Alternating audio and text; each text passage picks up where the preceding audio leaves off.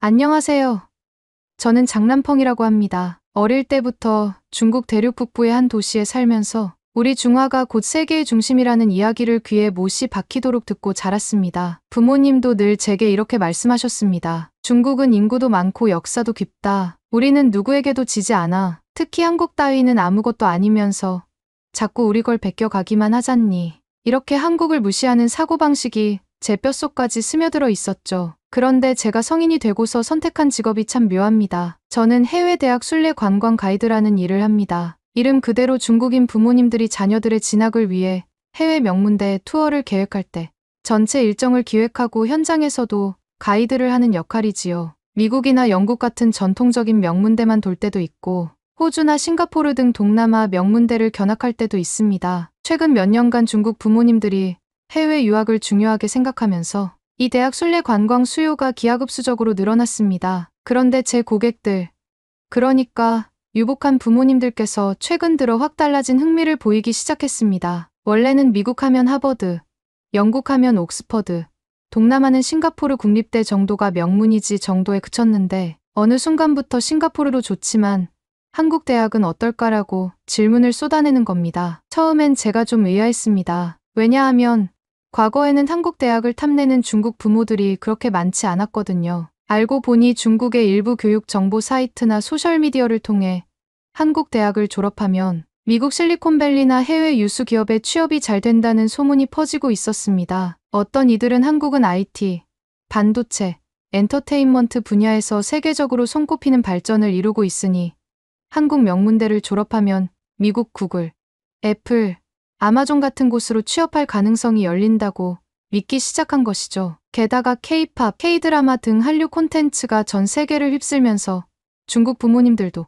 그래도 한국이 우리 애에게 나쁜 곳은 아니지 않을까 하는 호기심을 갖게 된 겁니다. 하지만 제 개인적인 생각으론 한국 대학이 뭐 대단하다고, 어차피 옛날부터 우리 중국 문화만 추종했고 중화의 아류에 불과하다라는 확고한 편견이 있었습니다. 그래서 부모님들이 싱가포르보다 한국에 더 관심 있다고 할 때마다 저는 속으로 코웃음을 쳤습니다. 싱가포르는 QS 세계대학 랭킹 상위권 대학도 있고 시설도 훌륭한데 왜 굳이 한국 하면서 말이죠. 그럼에도 불구하고 최근 제게 오는 문의는 죄다 한국 대학 투어를 포함시켜 달라는 요구가 많았습니다. 싱가포르에서만 끝내지 말고 반드시 한국까지 들러서 대학을 한번 보고 오고 싶다라는 겁니다. 그런데 이게 참 저로서는 달갑지 않았습니다. 왜냐하면 제가 누구보다 한국을 무시하고 특히 한국인들을 별로 좋게 보지 않았기 때문입니다. 어릴 적부터 주변 어른들에게 한국은 중국 걸 다 가져갔으면서도 자기들이 원조인 척한다는 말을 무수히 들어왔고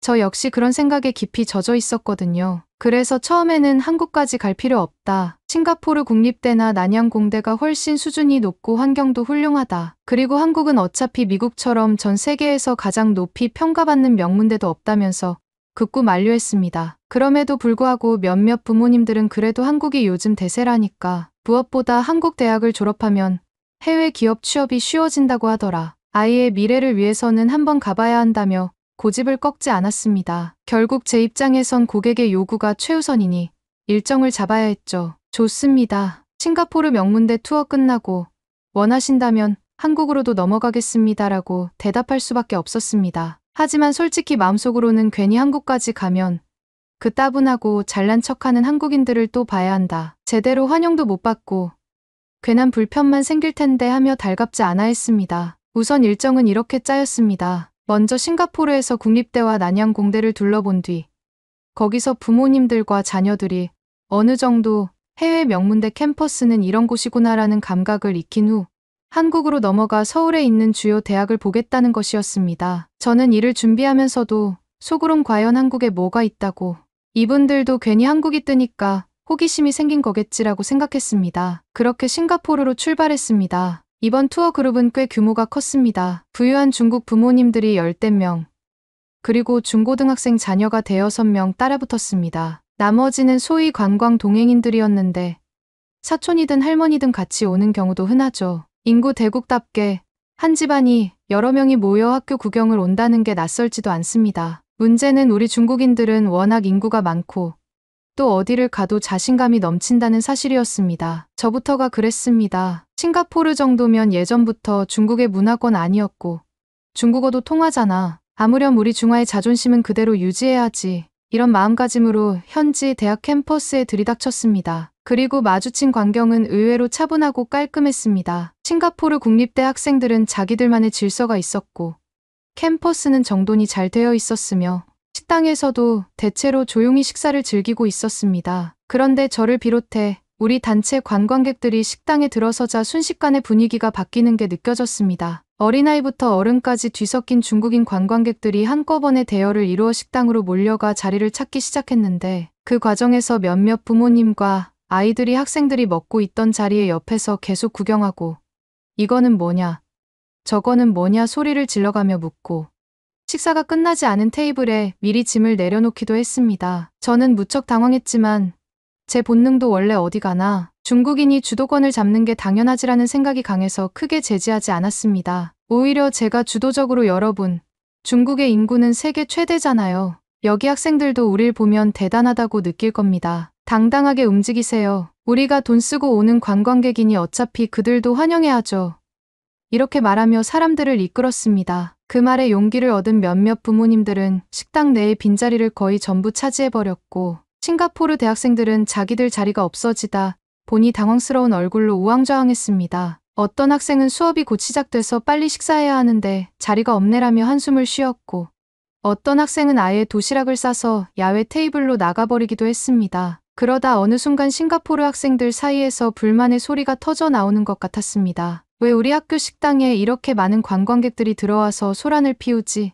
이건 학생들을 위한 공간인데 이런 식의 목소리가 들렸죠. 저는 옆에 있던 동료 가이드와 웃으며 이게 무슨 소리냐? 여기는 공공장소 아니냐? 그들은 혹시 우리가 중국인이라서 차별하려는 건 아닐까라고 수군댔습니다. 제게는 당연히 우리가 중국인이라서 받는 차별이라는 발상이 먼저 떠올랐습니다. 실제로는 우리가 그 식당의 운영 규칙이나 학생들의 생활 패턴 따위를 전혀 고려하지 않고 무작정 몰려간 것이 문제였지만 말입니다. 식당에서는 그나마 괜찮았습니다. 사람 많아봐야 밥 먹고 끝나면 돌아 나오면 되니까요. 문제는 셔틀버스였습니다. 싱가포르 국립대 내부를 돌아다니는 무상버스가 있는데 학생들이나 교직원들이 주로 이동수단으로 쓰는 것이었습니다. 저희 중국인 단체 관광객들이 이 버스를 종종 활용해 캠퍼스 구석구석을 무료로 돌아다니려 한 것입니다. 당연히 학생들은 매번 등교나 강의실 이동을 위해 이 셔틀버스를 타야 하는데 저희가 몰려서 줄을 서다 보니 정작 학생들은 버스를 놓치기도 하고 쩔쩔매는 모습이 눈에 띄었습니다. 어떤 날은 아예 우리 단체가 셔틀버스 한 대를 꽉 채워버려 싱가포르 국립대 학생들이 두 번째, 세 번째 버스를 기다리는 상황까지 벌어졌습니다. 그런데도 저는 이 정도 인원 다 태우는 게 어려운 일인가. 어차피 여기는 공공서비스잖아.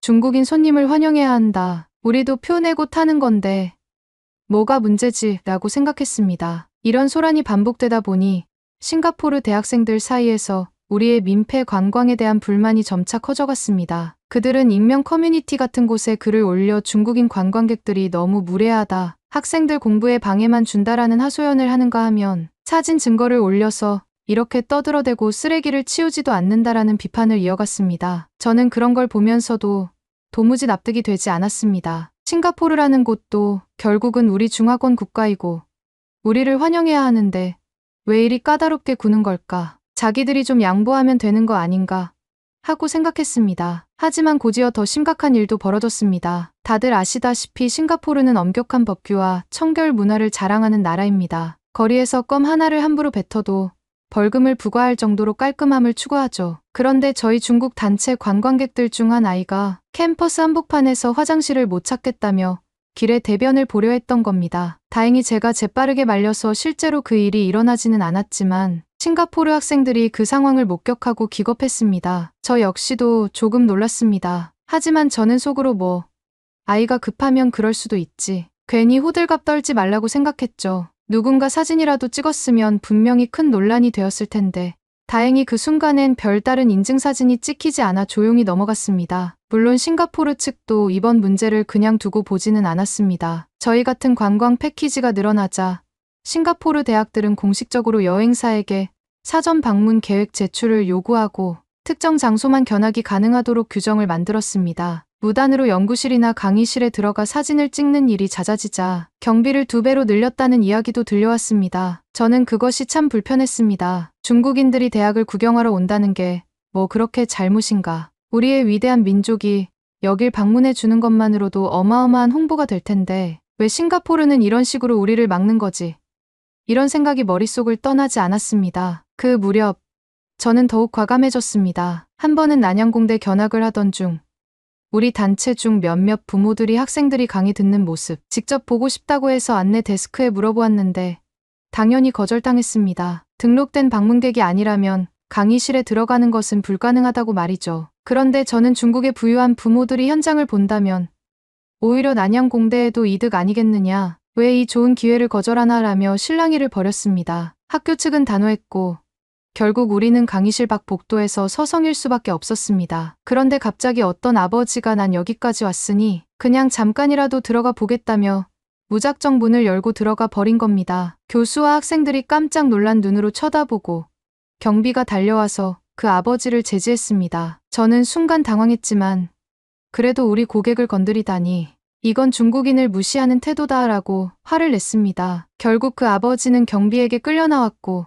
제 체면도 말이 아니었죠. 그런데 저는 오히려 그 아버지를 다독이며 교수와 학생들이 지나치게 예민하다. 중국에서라면 그냥 조금 구경한다고 해서 이렇게까지 난리치지 않는다라고 위로했습니다. 사실 싱가포르 대학 측에선 이미 이런 상황들 때문에 골머리를 앓고 있었습니다. 매 학기마다 몰려오는 중국인 관광객들, 특히나 명문대 체험을 핑계 삼아 무단으로 시설 곳곳을 누비는 가족 단위, 관람객 때문에 그들의 학업 환경이 침해된다는 불만이 커지고 있었습니다. 대학의 공지문에는 방문 시 지켜야 할 규칙과 예절이 자세히 적혀 있었지만 저희 단체는 제대로 읽지도 않았습니다. 혹시 읽어도 이런 건 무시해도 된다. 이런 건 결국 우리 중국인들의 길을 꺾으려고 만드는 조항이다라고 우겼습니다. 저는 끝까지 제 신념을 지키려 했습니다. 우리 중화 민족이 해외 명문대를 이렇게 찾아와 주면 이 학교들은 기뻐해야 마땅하다. 우리는 잠재적 투자자이자 미래 학생을 보내줄 고객 아니냐. 이 논리를 굳게 믿었고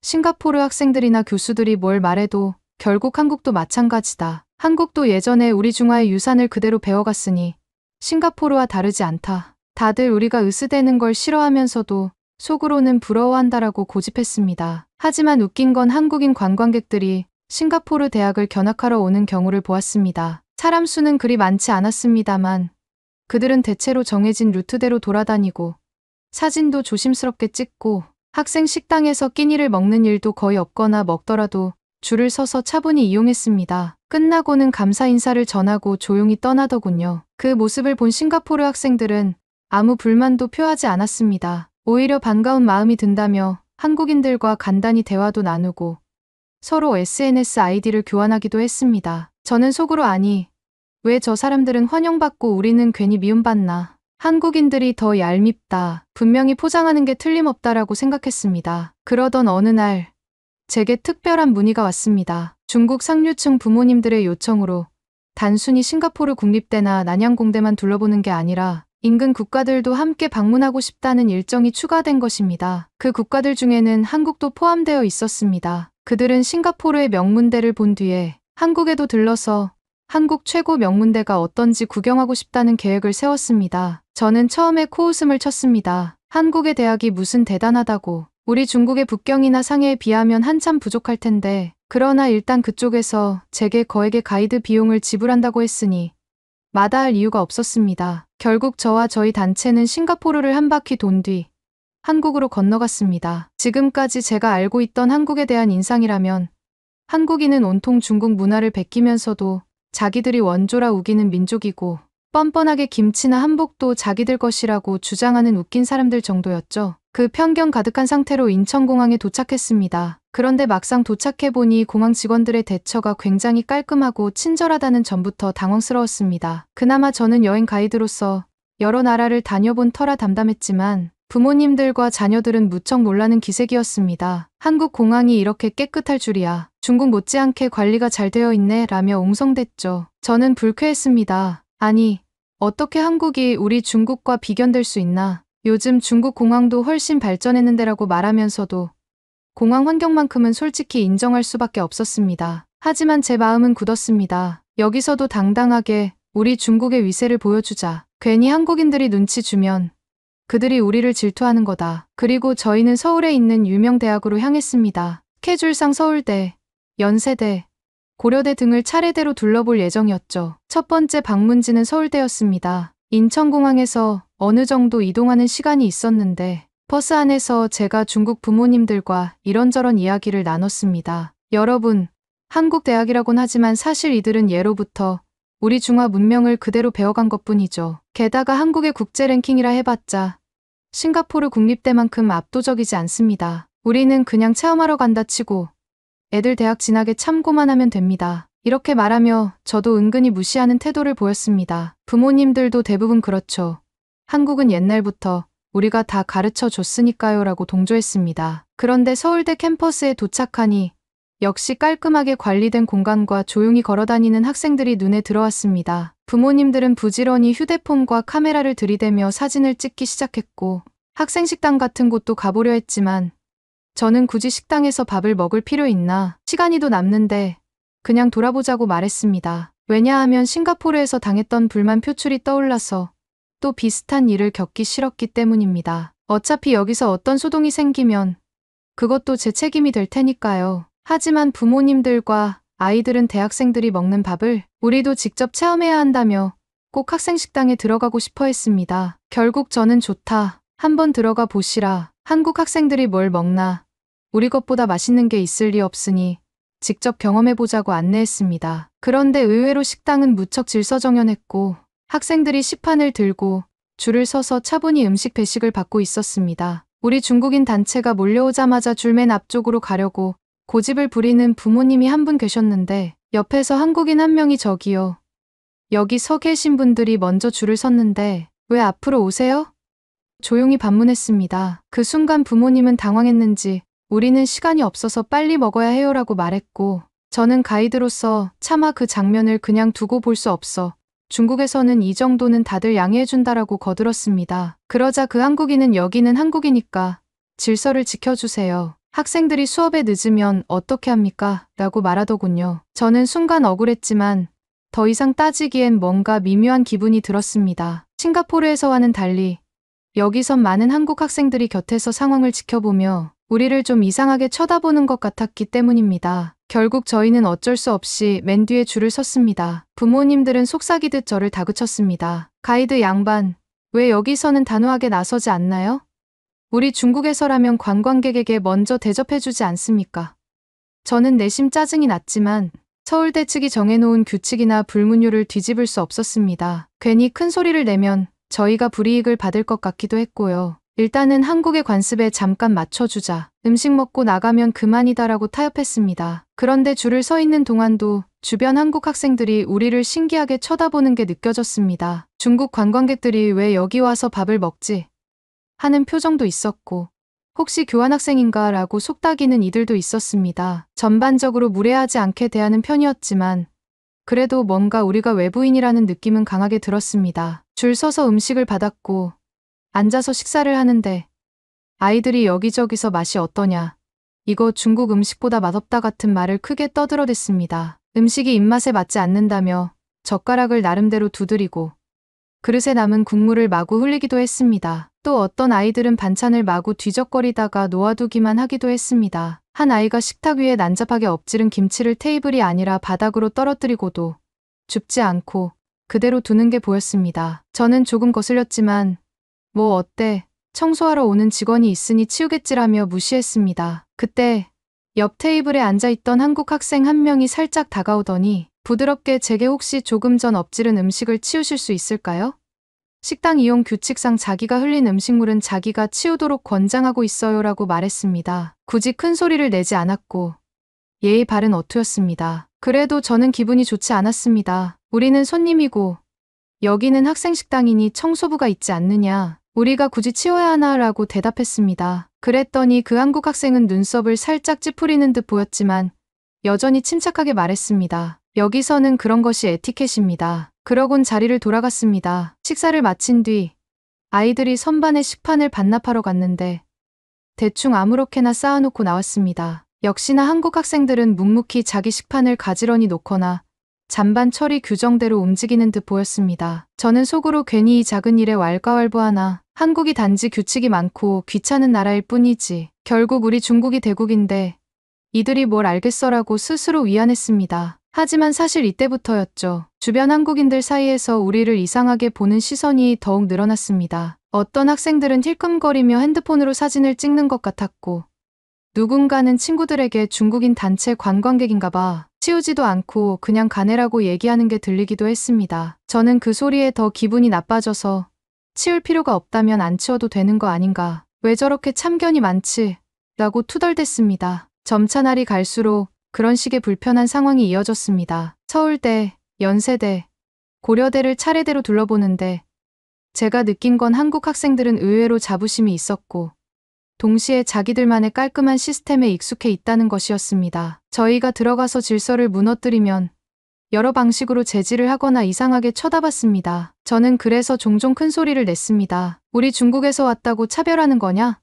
한국도 사실 중국을 본떠서 이런 시스템을 만든 거 아니냐? 뭘 잘났다고. 그런데 이상하게도 한국 학생들은 그 말에 콧방귀도 끼지 않는 분위기였습니다. 본떠서 만든 게 아니라 그냥 우리가 지켜온 방식이다. 무조건 중국 때문이라는 건 무슨 논리인가 라고 되받아치기도 했고요. 결정적으로 곤란했던 건 저희 중 한 아이가 캠퍼스 잔디밭에 올라가 막 뛰어놀다가 휴지 조각과 쓰레기 같은 걸 그대로 떨어뜨리고 간 사건이었습니다. 그걸 한국 관리인이 적발해버렸는데 제게 와서 쓰레기를 치우지 않으면 벌금을 내야 한다고 말했습니다. 저는 기가 막혀서 외국인 관광객에게 벌금을?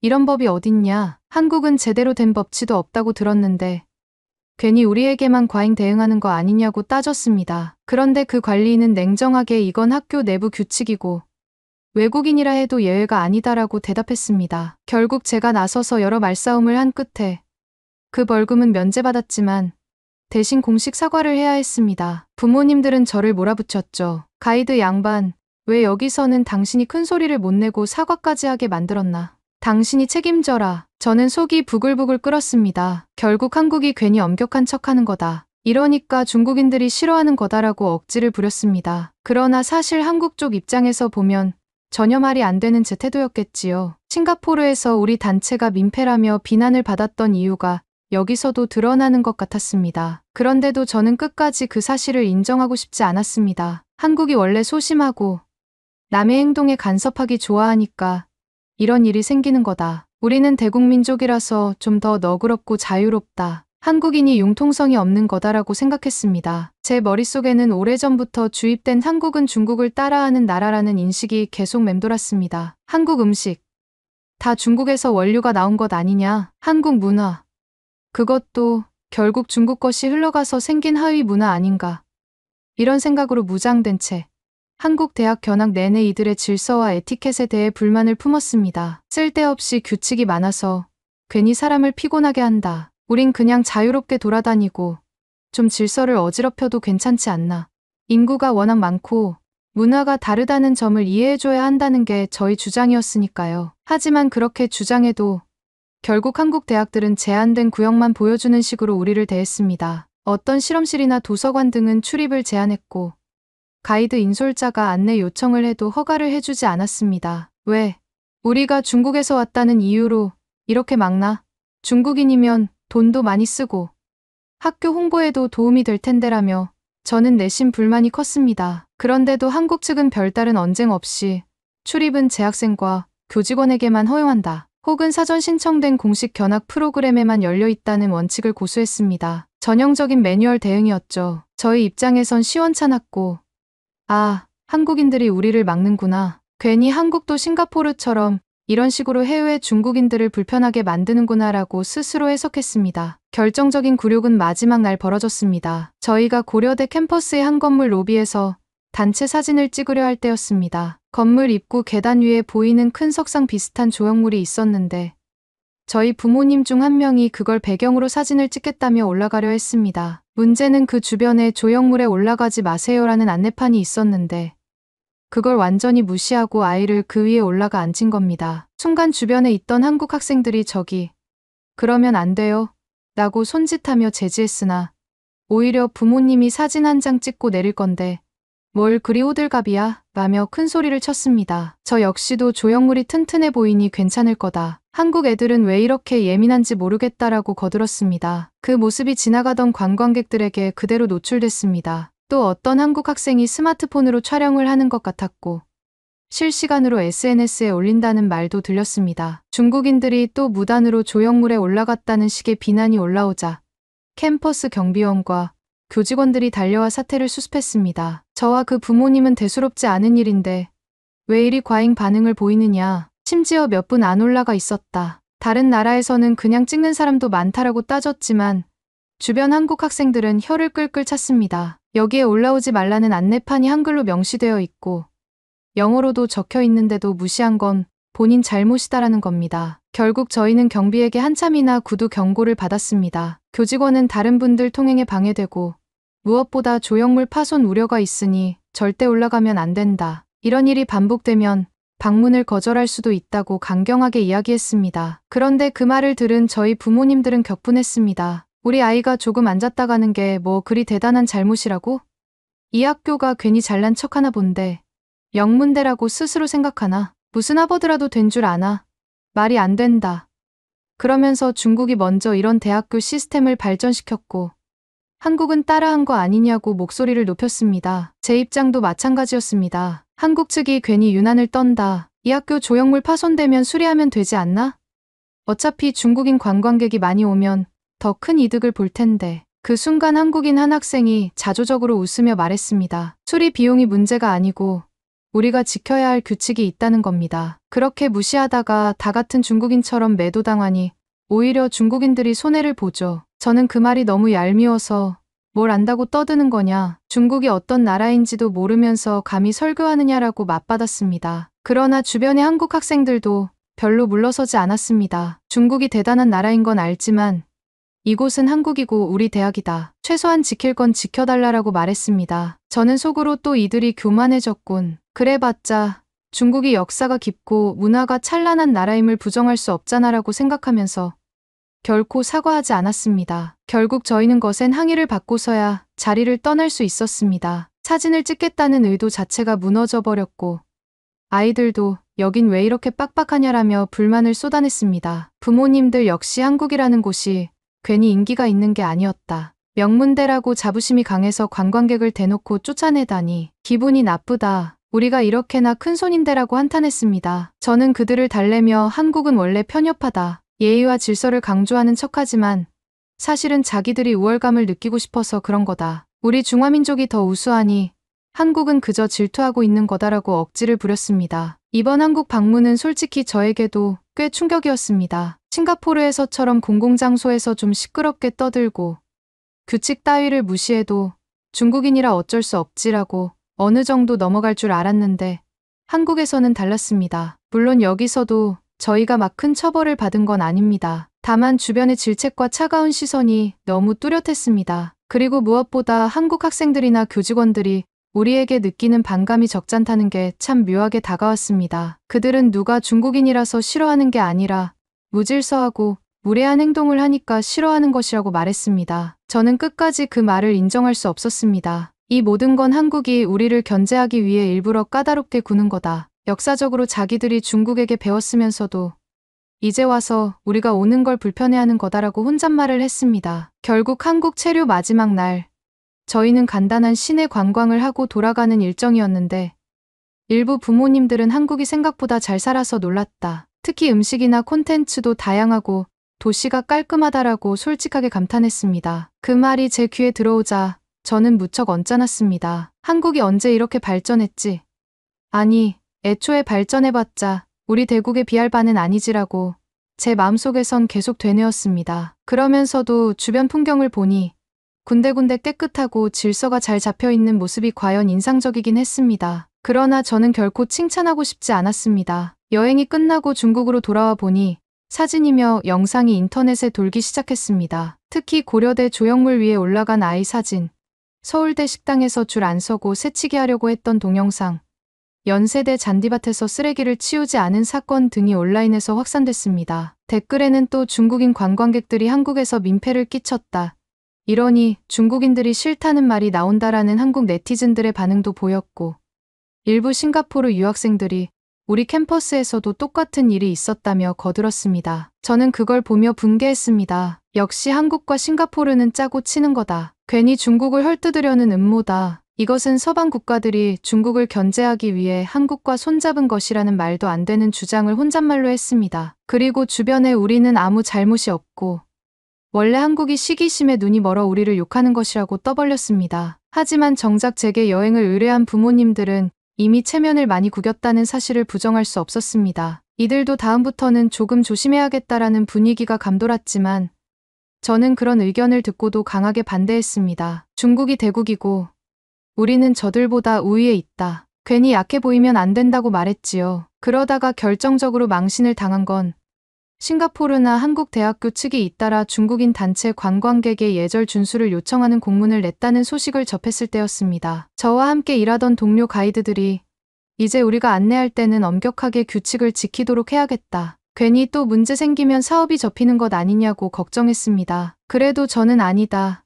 이것은 우리를 억압하려는 서양과 한국, 싱가포르의 계략이다. 우린 지금까지 하던 대로 행동하면 된다라고 우겼습니다. 사실 이쯤 되면 다들 알겠지만 누구나 제가 틀렸다는 걸 알고 있었습니다. 그래도 저는 죽어도 그걸 인정하지 않았습니다. 결국 여러 차례의 여행이 반복되며 제가 인솔하는 중국인 단체는 매번 비슷한 논란을 일으켰습니다. 싱가포르 국립대, 난양공대, 한국의 주요 대학, 심지어 일본의 유명 대학까지 가서도 비슷한 소동이 벌어졌습니다. 그때마다 중국인이 왜 이렇게 무례하냐는 비판이 나왔고 저는 여전히 중국이 대국이니 다들 우릴 질투하는 것이라며 끝까지 인정하지 않았습니다. 그래서 지금 저는 전 세계적으로 중국 관광객 비매너 논란이 계속 불거지는 이유를 되짚어보며 여전히 이런 생각입니다. 한국이든 싱가포르든 다 우리 중국 것을 베껴서 발전한 주제에 이제 와서 우리를 욕하는 게 말이 되나?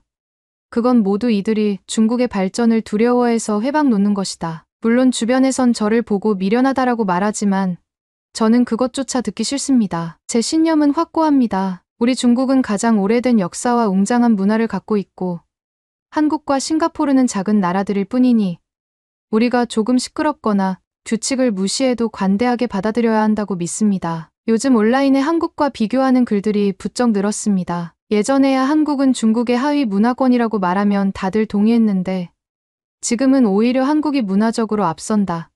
질서가 훌륭하다. 세계적인 콘텐츠 파워가 있다 같은 평가가 많아졌죠. 하지만 저는 여전히 그걸 전부 부정합니다. K-팝, K-드라마? 저것도 한때 유행일 뿐이다. 원조는 다 우리 중국 문화라며 코웃음 칩니다. 싱가포르나 다른 곳에서도 한국 관광객들이 매너가 좋아서 환영받고 중국인 관광객들은 비매너 논란을 일으키며 꺼려진다는 소문이 퍼져 있다더군요. 그래도 저는 극구 반박합니다. 그건 한국인들이 이미지 메이킹을 잘해서 그렇다. 현실은 다르다. 결국 한국도 우리 중국을 부러워하며 따라오려 안간힘 쓰는 중이라고 말이죠. 사실 객관적으로 보면 이런 제 주장은 거의 설득력이 없을 테지만 저는 여기서 물러설 마음이 없습니다. 지금 이 순간에도 저는 부유한 중국 부모님들의 대학 견학 일정을 짜고 있습니다. 다음에는 미국과 영국을 넘어 호주, 그리고 다시 싱가포르와 한국으로 갈 계획이죠. 아마 비슷한 갈등이 또 터질 겁니다. 어느 나라를 가든 우리가 소란스럽게 군다고, 규칙을 무시한다고, 다른 이들에게 피해를 준다고 비판하겠지요. 이미 인터넷에는 중국인 관광객의 민폐 사진과 영상이 쌓여 있으니까요. 그래도 저는 언제나 똑같이 대응할 겁니다. 그런 건 다 억지이고 실제로는 중국을 시기하는 타국인들이 만들어낸 모략이다. 진실은 우리가 세계 최고라는 사실이다라고요. 특히 한국은 제가 조금 더 경계심을 갖는 나라입니다. 왜냐하면 제 안에는 한국은 원래 우리 중국의 아류이면서도 괜히 중국보다 더 발전된 것처럼 착각해 스스로를 돋보이게 하는 교활한 나라라는 확고한 편견이 박혀 있기 때문입니다. 그런 한국에서조차 우리는 질서를 중요하게 여긴다. 중국이라고 예외가 아니다라고 말하는 게 가끔 저를 허를 찌릅니다. 그래서 더욱 인정할 수가 없죠. 결국 한국은 그냥 잘난 척하고 우리는 원조니까 자유롭게 행동해도 된다. 이 신념을 저는 절대 포기하지 않을 겁니다. 누가 뭐라고 해도 저는 끝까지 중국이 세계의 중심이며 다른 나라들은 그저 주변부 국가일 뿐이라는 믿음을 지키겠습니다. 세상이 뭐라든 이건 제가 살아온 방식이고 앞으로도 바뀔 리 없습니다. 감사합니다.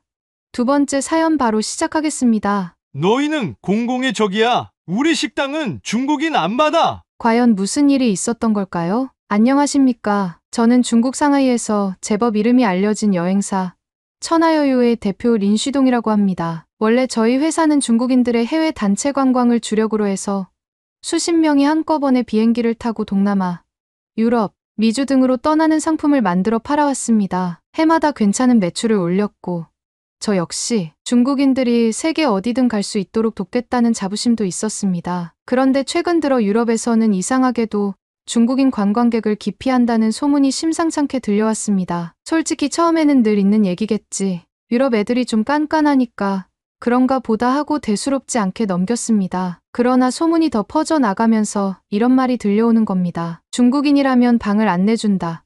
중국인 단체 손님이 온다고 하면 레스토랑 사장이 문을 닫는다. 심지어 중국인만 보면 혐오를 드러내는 호텔 매니저가 있다 등등. 이건 도무지 늘 있던 사소한 문제라고 치부하기엔 심각해 보였지요. 결정적으로 가까운 지인이 독일, 프랑스 등 유럽 주요 국가에 다녀온 뒤에 저에게 털어놓은 말이 있었습니다. 린 사장, 이제 유럽 사람들은 중국인 관광객을 싫어하는 게 아니라 아예 꺼리고 혐오까지 하려고 든다니까요? 대신 한국인들은 환영한다고 하더라고요. 어떤 프랑스 식당에선 대놓고 한국 손님은 오세요. 중국 손님은 사절이라는 안내문까지 걸어뒀대요. 저는 그 말을 듣고 뭔가 크게 바뀌었구나 싶었습니다. 설마, 그래도 중국인데? 세계 경제도 우리한테 달려있고 우리가 돈을 얼마나 쓰는데 이런 자만 섞인 마음이 드는 한편으로는 심각성이 느껴졌습니다. 정말로 중국인들이 그렇게 미움을 받고 있다면 내 여행사는 앞으로 어쩌지 하는 불안감이 엄습했죠. 결국 저는 직접 유럽에 가보기로 결심했습니다. 사실 저 역시 과거 여러 차례 출장을 다녔지만 이번에는 달랐습니다. 왜 중국인만 보면 기피하는지 그 현장을 내 눈으로 확인하고 방법을 찾아야겠다. 그런 각오로 비행기에 몸을 실었죠. 베이징에서 출발한 비행기가 런던 히드로공항에 도착했을 때는 현지 시각으로 이미 밤에 가까워지고 있었습니다. 저는 늘 해외를 자주 다니는 사람답게 빠르게 입국 심사장으로 갔지요. 그런데 그곳에서 한국인 단체로 보이는 이들이 가벼운 캐리어를 끌고 전자여권 전용 게이트를 통해 순식간에 지나가는 광경을 보게 됐습니다. 마치 VIP 전용 게이트처럼 불과 몇 초 만에 화면에서 얼굴 인식하고 삑 소리와 함께 통과하더군요. 하지만 저는 여전히 일반 심사대 줄을 길게 서 있었습니다. 이번에 영국이 한국이랑 자동심사 협정을 맺었다고 하더니 이거였나 싶어서 괜히 울적한 기분이 들었죠. 저는 중국인 대표로서 우리가 세계 경제의 축이고 영국도 우리 돈이 필요할 텐데라는 생각이 몸에 배어 있었거든요. 입국 심사관 앞에 섰을 때 그는 저를 보며 이것저것 꼬치꼬치 물어봤습니다. 여권을 뒤적이면서 두세 번 같은 질문을 반복하고 심지어 왜 혼자 오셨냐, 체류 비용은 충분하냐고 확인까지 하더군요. 대답을 하면서도 속으로는 씁쓸함이 치밀었습니다. 제가 무슨 범죄자인 것도 아니고 그냥 관광 겸 업무 차왔는데 불필요하게 시간을 뺏기는 기분이었죠. 출국장을 나오니 이미 저와 같은 비행기로 왔던 한국인들은 자취도 보이지 않았습니다. 짐도 다 찾아서 호텔로 향했겠지요. 영국에서 첫 발을 디디자마자 묘하게 우리 중국이 뭔가 형편없이 홀대받고 있다는 인상이 확 박혔습니다. 그런데 이는 시작에 불과했습니다. 런던 시내에서 만나기로 한 현지 여행업계 브로커와 식사를 하면서 저는 슬쩍 물어봤습니다. 요즘 진짜로 중국인 관광객을 그리 싫어하나? 인종차별 아닌가? 하고 말이죠. 그 브로커는 한참을 맥주잔을 만지작거리다 어렵게 입을 열었습니다. 린쉬동 사장님, 사실 우리가 처음부터 중국인을 싫어했던 건 아니에요. 당신들도 알다시피 중국인들은 소비력이 뛰어나니까 돈을 많이 쓰잖아요. 호텔이며 명품샵, 면세점 등에서 엄청난 매출을 올려주니까 유럽 업체들도 한때는 중국 단체를 열렬히 환영했죠. 하지만 문제가 생긴 건 너무 많은 민폐가 한꺼번에 벌어졌다는 겁니다. 어느 순간부터 유럽 전역에서 중국 관광객들이 새치기를 하고 큰 소리로 떠들고 여기저기서 용변을 보고 호텔 물건을 맘대로 갖다 써버리고 심지어 유명 유적지에서 가스버너로 취사를 한다는 이야기까지 퍼져나간 거죠. 그러면서 저들은 돈이 문제가 아니라 근본적으로 질서와 예절을 모른다는 인식이 굳어졌다는 겁니다. 저는 순간 얼굴이 달아올랐습니다. 물론 일부 관광객의 문제겠지만 워낙 인원이 많으니 그런 악명이 쌓이는 게 빠를 수밖에 없겠구나 싶었죠. 그리고 그 브로커는 이어서 한국인 이야기를 꺼냈습니다. 반면 한국인들은 돈도 잘 쓰고 더 조용하고 새치기도 안 한다고 소문나 있어요. 심지어 길에서 곤란해하는 사람을 보면 도와주기도 하고 식당에서 웬만하면 예의 차리고 부탁이 있으면 되도록 들어준다네요. 유럽 사람들은 저들은 왜 이렇게 질서정연하지 하면서 고맙게 생각해요. 저는 괜히 마음이 불편해졌습니다. 우리 중국이 그렇게까지 욕을 먹을 정도인가 싶기도 했고 동시에 도대체 한국인들은 어떻게 행동하길래 그런 좋은 이미지를 얻었지 하고 궁금해졌습니다. 그런데 이 이야기는 제가 다음에 겪을 더 참혹한 굴욕의 서막에 불과했음을 그때는 몰랐습니다. 영국을 거쳐 저는 곧장 파리로 넘어갔습니다. 파리는 예전에 제가 몇 번 와본 도시이기도 해서 별 걱정 없이 미리 예약해둔 호텔로 향했죠. 그런데 체크인을 하려는 순간 프런트 직원이 제 여권을 확인하더니 매니저를 부르더군요. 그리고 매니저는 제가 중국 국적이라는 걸 확인하자마자 당황한 얼굴로 말했습니다. 실례지만 저희가 최근에 중국인 손님을 더 이상 받지 않기로 결정했습니다. 예약이 잡힌 건 저희 시스템 착오 같네요. 죄송하지만 다른 호텔을 찾아보셔야겠습니다. 뭐라고요? 이미 돈도 냈는데. 제가 언성을 높이자 매니저는 거듭 사과하며 전액 환불해주겠다는 말만 되풀이했습니다. 저는 이건 인종차별 아니냐며 따졌지만 그가 꺼내놓은 사유들은 저를 더욱 말문 막히게 만들었습니다. 과거 중국인 단체가 묵었을 때 복도에서 담배를 피워 연기 경보가 울리고 객실에서 나오는 쓰레기를 아무렇게나 버려 주변 투숙객들이 엄청나게 불편을 겪었다는 겁니다. 또 한 번은 어떤 가족 단체가 호텔 로비 구석에다 아이 기저귀를 그냥 벗겨두고 쓰레기통에도 안 버리고 가버렸다고 했습니다. 호텔 측이 그 뒤로 클레임을 받으면서 이미지도 나빠지고 방을 고치느라 비용이 엄청나게 들었다는 거죠. 죄송하지만 저희로선 더 이상 중국인을 받았다가 또 무슨 문제가 생길지 모르니 정말 유감입니다. 그 말을 듣는데 분노와 수치심이 동시에 치밀었습니다. 다른 사람의 잘못 때문에 제가 이런 거절을 당하는 건 억울했지만 호텔 입장에선 얼마나 골치였으면 이런 극단적인 결정을 했을까 싶기도 했습니다. 결국 저는 쫓겨나다시피 호텔을 나와 다른 숙소를 찾아야 했습니다. 그날 저녁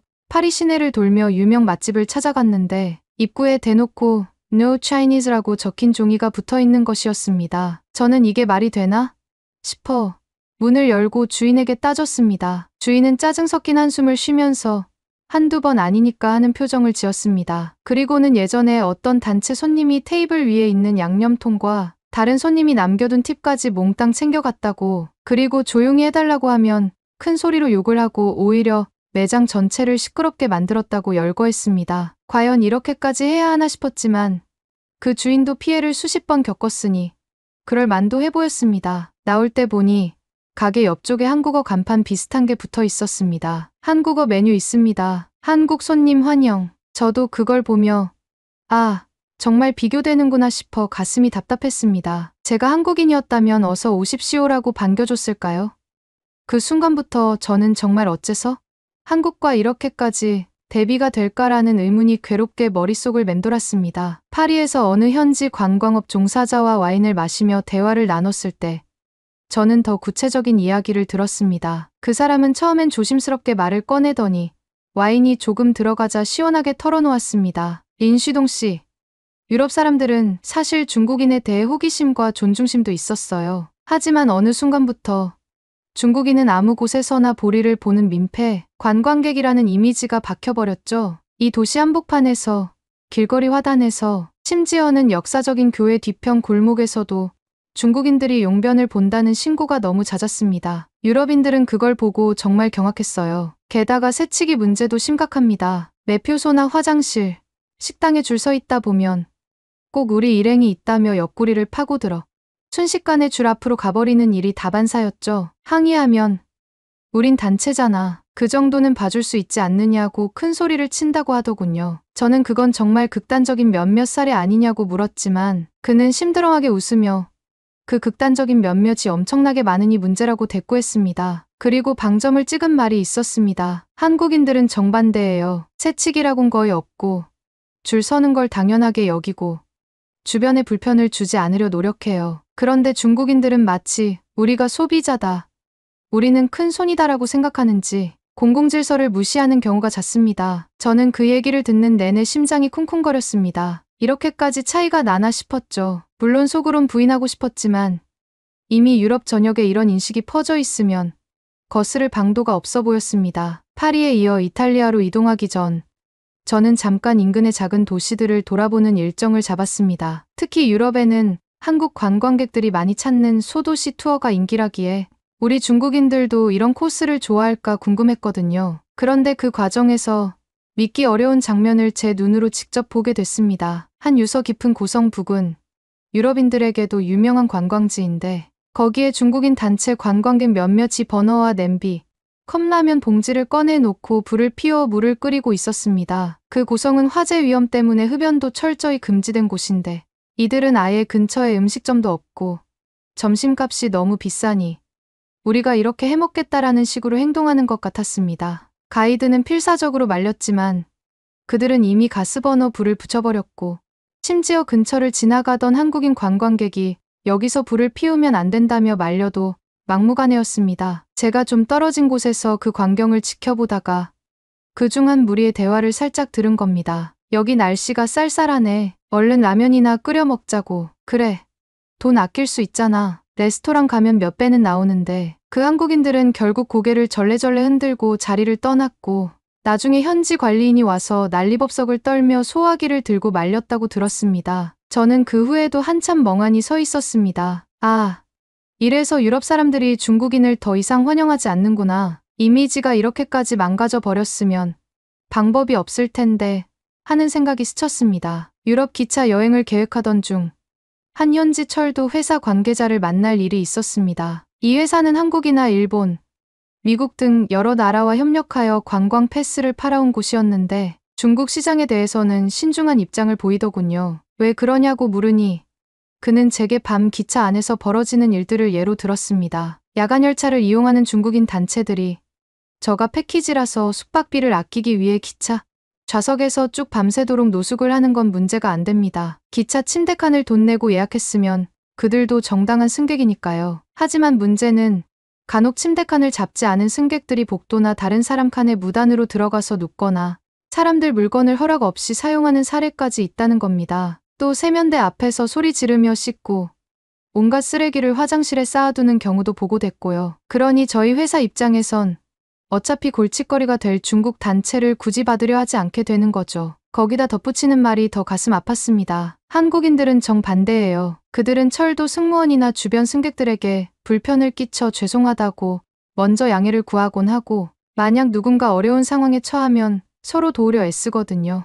그래서 우리는 한국 단체 패키지는 언제든 환영합니다. 큰 문제 없이 매번 잘 진행되니까요. 저는 그 이야기를 듣는 순간 이제는 한국인과 비교를 당하는 게 당연한 흐름이 되어 버렸구나 하고 느꼈습니다. 말 그대로 상반되는 두 이미지였죠. 한쪽은 떠들고 민폐를 끼치며 남의 물건을 함부로 쓰고 한쪽은 최대한 매너 있게 행동하며 주위 사람까지 챙겨주는 모습. 그리고 당연히 유럽 사람들은 한국인들이 훨씬 좋다라고 말하는 상황이 펼쳐지고 있었습니다. 파리를 지나 이탈리아도 잠깐 둘러본 뒤 마지막으로 독일 베를린에서 열리는 대규모 여행관광 컨벤션에 참석하게 됐습니다. 전 세계 수많은 업체들이 부스를 열고 자국 관광 자원을 홍보하며 해외 업계와 계약을 맺는 자리였죠. 저 역시 여기서 우리 천하여유가 유럽 시장에 중국인 관광객을 어떻게 더 많이 보내고 또 유럽 업체들과 협력할 수 있을까를 모색하려 했습니다. 컨벤션 첫날, 저는 독일 대형 여행사 담당자와 미팅을 잡아 놓았습니다. 오래전부터 알고 지내는 지인이 소개해줘서 좋은 기회를 잡을 수 있겠다고 기대했지요. 그런데 막상 자리에 앉으니 상대 담당자의 표정이 영 밝지 않았습니다. 린 사장님, 중국 시장 자체가 크다는 건 인정합니다. 그러나 지금 독일 쪽 업체들 상당수는 중국인 단체를 받지 않는 방향으로 전략을 바꾸고 있어요. 이유야 여러 가지지만 일단 귀국인들 중국인들이 유럽에서 사건 사고를 너무 많이 일으켜왔고 그걸로 인해 호텔이나 레스토랑, 관광지 등의 피해가 컸습니다. 그랬더니 요즘은 한국이라는 대안이 나타났죠. 규모는 중국보다 작아도 이들은 호텔에 오래 묵고 질서도 잘 지키고 말썽이 거의 없고 또 어려움에 처한 사람들에게도 손을 내미는 모습을 자주 보여줘서 독일 사람들 사이의 호감도가 굉장히 높습니다. 저는 그 얘기에 속이 타들어갔습니다. 그래서 그럼 우리가 좀 개선해보겠다. 더 엄격한 가이드 교육을 하고 취사나 무단 이용을 못하도록 사전에 안내하겠다라며 온갖 방안을 내놓았지만 담당자는 고개를 가로저었습니다. 그게 단체 관광객 전체가 바뀌는 게 아니라면 위험 부담이 커요. 지금 한국인들이 이미 깔끔하고 편안한 손님으로 자리 잡았는데 굳이 중국인 패키지를 받았다가 또 무슨 사고가 터지면 유럽 업체들은 이제 돈 좀 못 벌어도 괜찮으니 차라리 안전하게 가자 쪽으로 기울었습니다. 이 말인즉 굳이 위험한 중국 단체를 받을 이유가 없다. 어차피 한국인을 비롯해 다른 시장도 충분히 크다는 뜻이었습니다. 결국 협상이 결렬된 것이나 다름없었죠. 당황스러운 마음에 저는 잔뜩 풀이 죽어 컨벤션 홀을 돌아다녔습니다. 곳곳에서 한국 부스가 인기를 끄는 장면이 보였고 유럽 업체 담당자들이 한국 시장 참 좋아요. 문제도 없고 다들 예의를 갖추어 주니까라고 말하는 소리가 귓전을 맴돌았습니다. 컨벤션이 끝난 뒤 저는 베를린 시내의 한 호텔 로비에서 쉬고 있었습니다. 하루 종일 이리 뛰고 저리 뛰며 계약을 타진해봤지만 돌아오는 말은 똑같았습니다. 중국인 단체? 글쎄요. 우리 호텔은 사양하고 싶습니다. 내내 거절만 당한 터라 스트레스가 이만저만 아니었죠. 그때 갑자기 로비에 있던 한 노숙인 정확히는 호텔 근처를 전전하던 지친 여행객처럼 보이기도 했습니다만이 쓰러지는 장면이 목격되었습니다. 호텔 직원들이 달려오려는 순간 멀리서 한국인으로 보이는 젊은 남녀 한 쌍이 먼저 달려가 노숙인을 일으켜 세우고 뭔가 물병과 휴대용 간식을 건네는 모습이 보였습니다. 그들은 분명 호텔 투숙객 같았는데 괜찮으세요? 머리는 안 다치셨나요? 라고 영어로 물으며 신경 쓰고 있었죠. 직원들이 오자 그 한국인들이 저분이 갑자기 쓰러졌네요. 다행히 의식은 있으시니 괜찮을 거예요. 하고 설명했습니다. 직원들도 그 모습에 고마워하며 노숙인을 돌봤고 한국인들은 당연히 할 일을 했다는 듯이 조용히 제자리로 돌아갔습니다. 그 광경을 보면서 저는 굉장히 묘한 감정이 일었습니다. 아니, 남의 일에 이렇게까지 바로 나서서 도와주는구나. 유럽인들도 아닌데 이 나라에 와서 굳이 싶었죠. 그리고 동시에 만약 중국인이었다면 저렇게 했을까? 라는 생각이 스쳐 지나갔습니다. 꼭 안 도왔을 것이라고 단정할 순 없지만 제 경험상 많은 중국인 단체들은 주변 문제에 별로 관심을 두지 않고 자기들끼리만 몰려다니는 경우가 많았습니다. 그렇기에 점점 그러니 유럽인들은 한국인에게 호감을 갖고 우리에겐 반감을 가질 수밖에 없지 않을까 하는 자괴감이 들기 시작했습니다. 며칠 뒤 저는 독일 시내의 또 다른 식당을 찾았는데 문 앞에 걸린 글귀가 제 가슴을 후벼 팠습니다. 중국인 단체 출입 금지. 그나마 혼자라면 어떻게 안으로 들어갈 수 있지 않을까 싶어 조심스럽게 문을 열었지만 점원은 제가 중국인임을 알아채자 곧장 못 들어오게 막았습니다. 그 짧은 순간 식당 안쪽에 있던 독일인 손님 중 한 명이 아마도 술에 취했는지 차가운 눈빛으로 독서를 날렸습니다. Go away, Chinese. You're a public nuisance. 가라.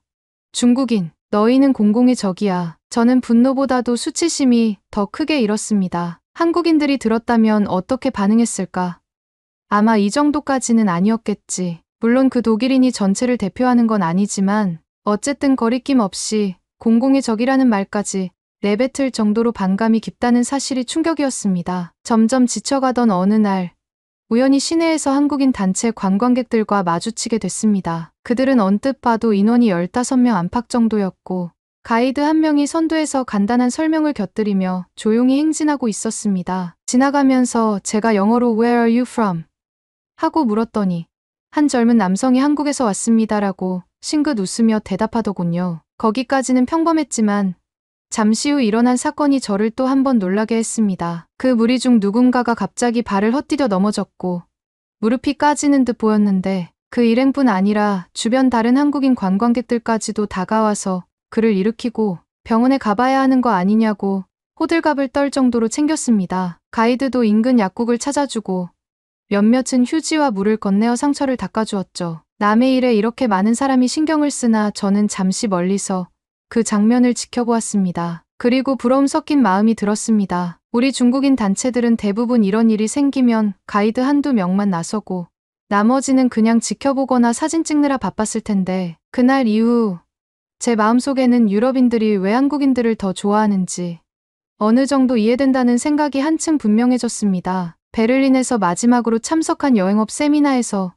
저를 더욱 절망으로 몰아넣은 사건이 벌어졌습니다. 세미나에는 유럽의 주요 관광지 호텔 항공사 관계자들이 모여 각 나라별 협력 방안을 논의하고 있었습니다. 제가 발언 기회를 얻어 중국 시장은 여전히 매우 크고 개선 의지가 있으며 가이드나 단체 규정을 강화할 테니 함께 협력하자는 취지로 이야기를 꺼냈습니다. 그런데 제 발표가 끝나자마자 뒤쪽에 앉아있던 한 프랑스 호텔 체인 담당자가 손을 들고는 이렇게 말하는 겁니다. 린슈동 씨 말씀은 이해합니다. 하지만 우리는 이미 한국을 선택했습니다. 왜냐하면 한국인 단체는 더 적은 인원으로 더 많은 돈을 쓰고 문제를 일으키지 않습니다. 반면 중국인 단체는 수백 명이 와서 여기저기 소란을 피우고 시설물을 훼손하거나 다른 손님들을 불쾌하게 만들 수 있다는 리스크가 너무 큽니다. 저는 결국 이 자리에서도 한국 이야기냐 싶었지만 더 충격적인 건 영국이나 이탈리아, 독일 쪽 대표들도 고개를 끄덕이며 동의를 표시하는 거였습니다. 맞다.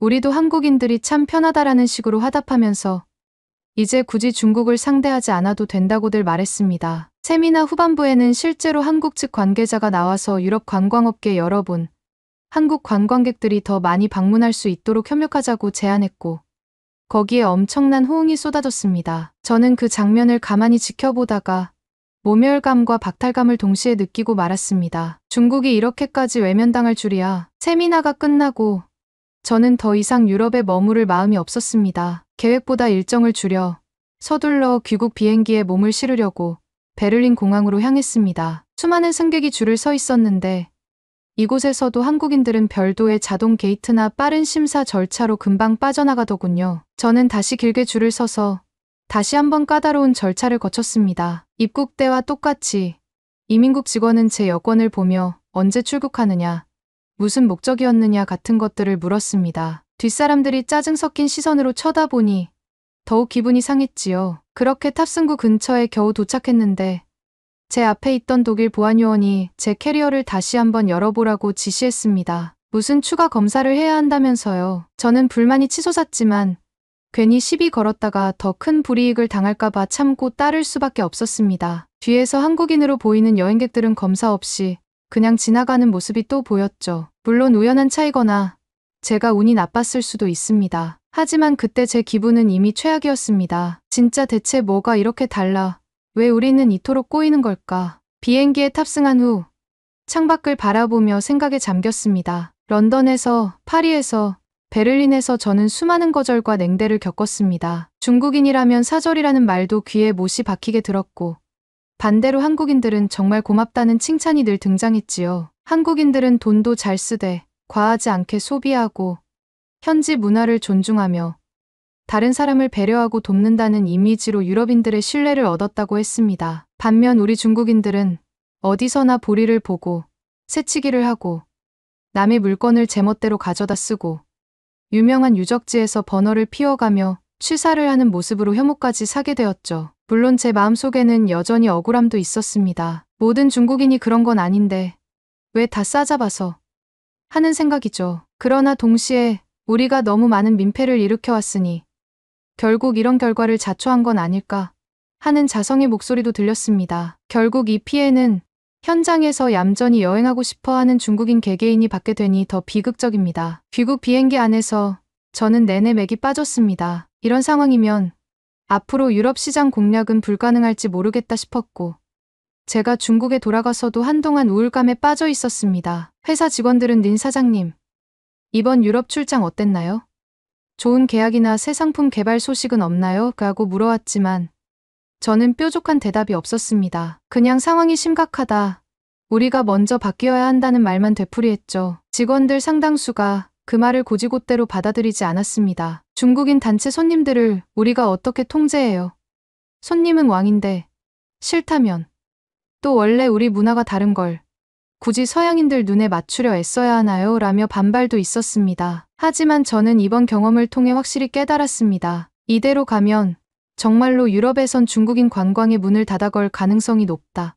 유럽인들은 단순한 편견이 아니라 너희는 지난날 너무나 많은 문제를 일으켰고 우린 그 피해에 시달렸다. 이제 다른 대한항공 등이 있으니 굳이 중국인 손님을 받을 필요가 없다고 결론을 내려버린 상태입니다. 거기다 한국은 부지런히 문화 이미지와 외교력을 높여가며 유럽인들에게 좋은 손님이라는 확신을 심어주는 중이니 더욱 상황이 어렵고 비통했습니다.